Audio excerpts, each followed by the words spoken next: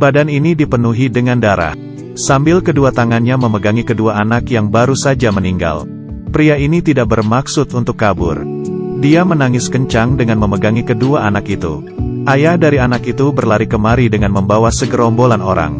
Dan memukuli pria itu. Orang-orang melerai ayah yang kehilangan kendali itu.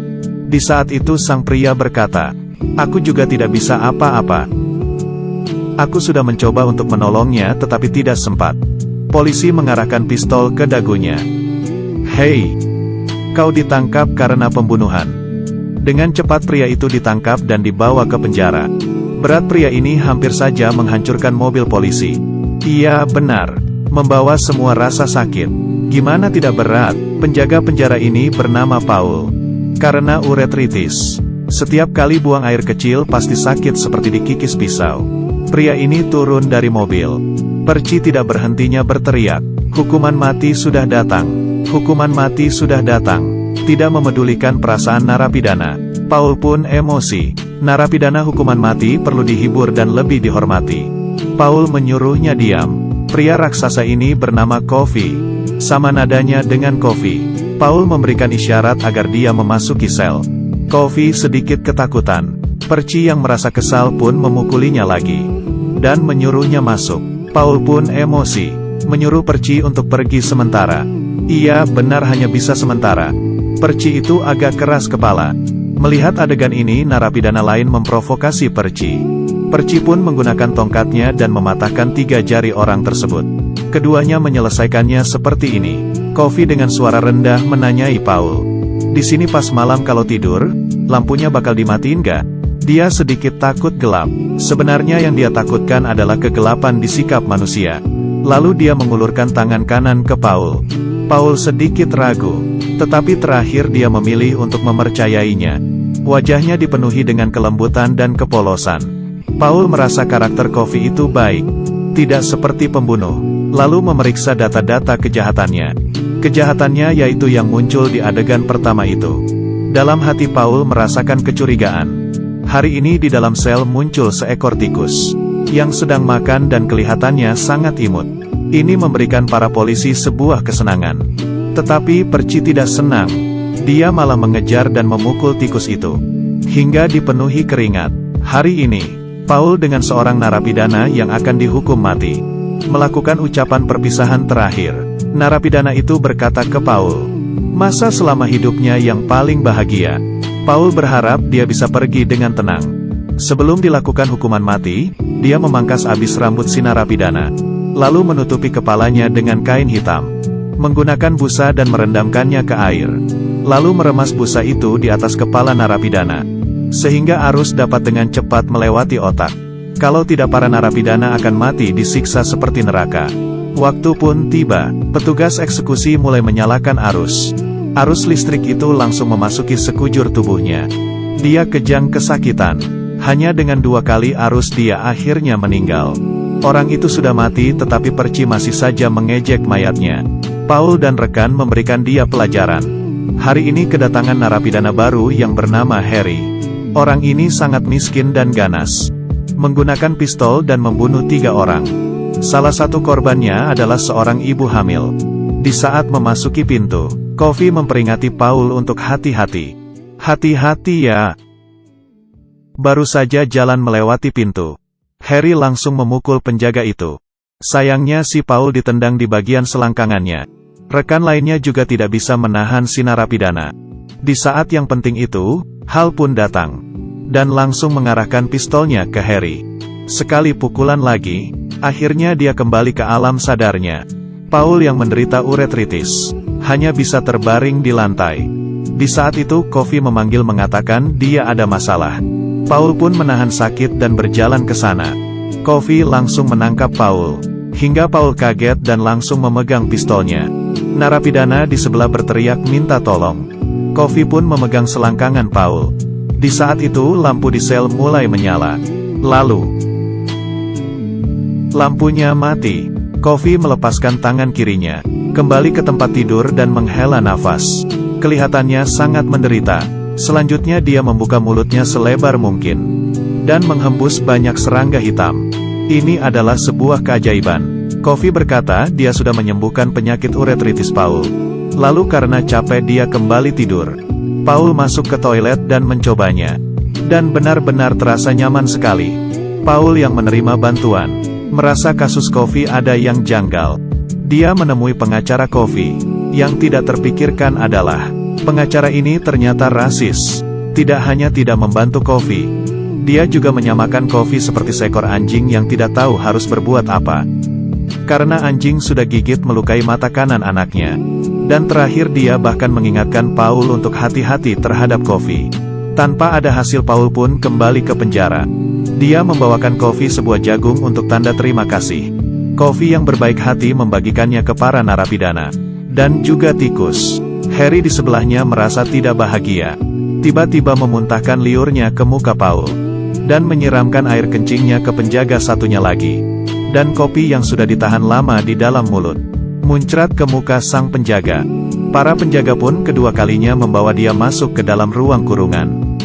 Hari ini setelah Perci menyiksa selesai narapidana, tiba-tiba ditangkap oleh narapidana lain. Sambil mengucap kata-kata yang menghina di telinganya.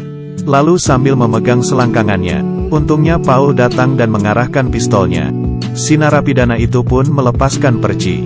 Dia kencing di celana. Narapidana di sebelah pun tertawa. Lihatlah dirimu seperti beruang, menindas dan takut akan hal-hal yang sulit. Orang lain sekali menggerakkannya, langsung ketakutan seperti anak kecil yang kencing di celana. Perci pun lalu pergi. Paman narapidana ini sangat menyayangi tikus. Menganggapnya seperti anak. Paman narapidana itu meminta Paul untuk menjaga tikus itu. Ini adalah kelembutan terakhir si paman. Dan juga kepercayaannya. Tetapi tikus itu baru saja berlari melewati batas. Tidak. Paman itu langsung berteriak dan menangis. Ingin berlari keluar tetapi ditahan. Tikus itu sudah diinjak mati oleh Perci yang hatinya sangat busuk itu. Di saat itu, Kofi bersuara. Cepat berikan ke saya. Mungkin masih sempat. Paul dengan cepat memberikannya ke Kofi. Berharap ada suatu keajaiban. Kofi memegang tikus di kedua telapak tangannya. Ekor tikus itu pelan-pelan mulai bergerak. Saat itu tangan Kofi mulai memancarkan sinar. Muka penjaga terpapar cahaya terang. Setelah cahaya terang itu, tikus yang tadi mati menjadi hidup kembali. Kali ini batuknya Kofi semakin hebat. Dia mengangkat kepalanya lalu memuntahkan serangga hitam. Keajaiban ini terjadi untuk kedua kalinya. Paman narapidana itu bertemu tikus itu lagi sebelum dieksekusi. Dan Paul menangkap si Perci. Mengancamnya untuk pergi setelah eksekusinya selesai. Kalau tidak dia akan mati. Sangat tidak kebetulan, orang yang selanjutnya akan dieksekusi adalah si paman itu. Perci yang tidak tahu malu itu demi balas dendam ke si paman narapidana.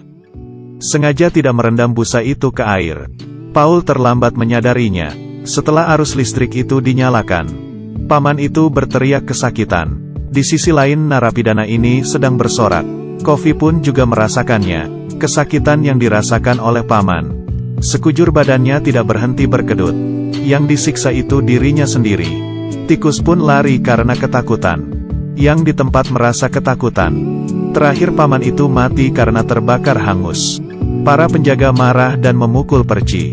Tetapi selain ini mereka juga tidak bisa melakukan apa-apa. Memangnya orang jahat ini benar-benar tidak ada yang bisa mengatasinya. Hari ini Paul dan rekannya memutuskan hal yang penting. Membawa Kofi untuk mengobati istri atasannya yang menderita tumor. Agar rencananya tidak digagalkan. Mereka memasukkan obat tidur ke dalam minuman. Dan mengurung Perci ke dalam ruang kurungan. Lalu diam-diam membawa Kofi ke rumah Hal. Kali ini tidak memborgol tangan Kofi. Mereka seperti ini mempercayainya. Lalu datang ke rumah Hal. Hal mengira terjadi suatu keributan. Dia pun membawa pistol. Tapi tatapannya yang lembut dan tulus membuat Hal tidak bisa menahan diri. Kofi pun memasuki pintu depan. Wanita itu tidak bisa dikenali seperti kerasukan setan. Kofi berjalan ke sebelah kasur. Dengan lembut menyium kening wanita itu. Sang wanita membuka mulutnya. Dan muncul sebuah cahaya terang. Penyakit tumor itu dihisap keluar. Cahaya terang itu menerangi seluruh kamar. Hal melihat hingga bengong. Jam dinding pun retak. Keajaiban ketiga pun muncul. Kali ini Kofi 2 kali lebih parah sakitnya. Tetapi yang aneh adalah, Kali ini dia tidak memuntahkan serangga hitam. Sang wanita itu pun siuman. Kembali cantik seperti bidadari. Sang wanita itu untuk memberikan tanda terima kasih. Dia memberikan kalungnya kepada Coffee dan memakaikan kalung itu ke lehernya. Selanjutnya Paul dan rekan kerjanya membawa pulang Coffee yang kesakitan ke penjara. Perci yang dilepaskan pun hingga sekarang masih tidak mau bertobat. Saat itu Coffee menarik si Perci. Para penjaga datang untuk menghalanginya, tetapi tidak bisa melawan kekuatan si Coffee. Lalu memasukkan serangga hitam yang berjumlah sangat banyak ke mulut Perci. Perci pelan-pelan pun menjatuhkan tongkatnya. Pandangannya menjadi seperti orang linglung. Berjalan lalu berhenti di depan narapidana. Si narapidana pun berdiri dan mengucapkan kata-kata penghinaan lagi ke Perci. Dia mengeluarkan pistol.